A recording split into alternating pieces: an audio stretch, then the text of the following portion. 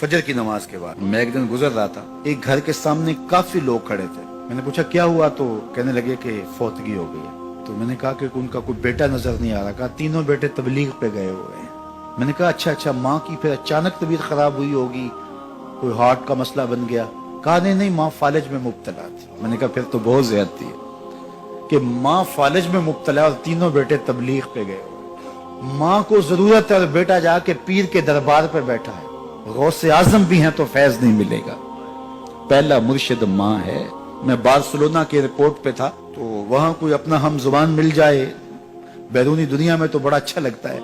तो मुझे लगा कि साथ वाले बेंच पे कोई माँ बोली बोल रहा है, तो वो इंडियन पंजाब के लोग थे। कहा कि ये हमारा दोस्त है, इसको हम अलविदा करने आए। तो मैंने पूछा कितने अरसे बाद जा रहे हो? तो वो कहने लगा 27 साल 3 माह बाद।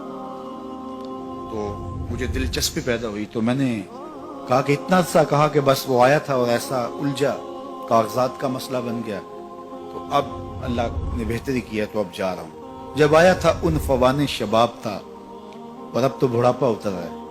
और बड़े हसरत भरे अंदाज में कहने लगा पता नहीं मेरे घर वाले अब मुझे पहचानते भी हैं या कि नहीं। 27 साल 3 माह बाद जा रहा हूँ, पता नहीं मेरे घर वाले अब मुझे पहचानते भी हैं या नहीं।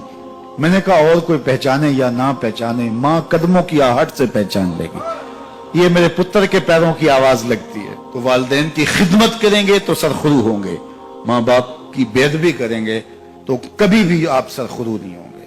तो वालिदैन की रिजा को अल्लाह की रिजा समझो। रिज़ाउल्लाह फी रिज़ाउल वालिद व सखतुल्लाह फी सखतिल वालिद। वालिदैन की रिजा में अल्लाह की रिजा छुपी है और वालिदैन की नाराजगी में अल्लाह की नाराजगी छुपी है। ये तुम्हारे लिए दीन है। नवाफिल पढ़े जा रहे हैं, लेकिन माँ बाप को जरूरत है तो उनकी खिदमत नहीं कर रहे। अल्लाह को वो नवाफिल कबूल नहीं है। माँ के कदम दबाओ, बाप के पांव चूमो, तो तुम्हारे नवाफिलों से बेहतर तुम्हें जब वो दुआ देंगे अल्लाह अपनी रहमतें तुम्हारे ऊपर नाज़िल कर देगा। तो उनकी खिदमत करो। एक शख्स जहाद का इज़्न लेने के लिए हुजूर की खिदमत में आया, हुजूर मैं जिहाद पे जाना चाहता हूँ। कितनी बड़ी बात है, 6ठा रुकन है इस्लाम का। लेकिन आका करीम क्या बोलते हैं, अहय्युन वालिदा का, क्या तेरे वालिदैन जिंदा हैं? काला नाम, कहा जी हुजूर जिंदा है। काला फफी है मा फजाहिद, कहा जा उनकी खिदमत कर, यही तेरा जिहाद है।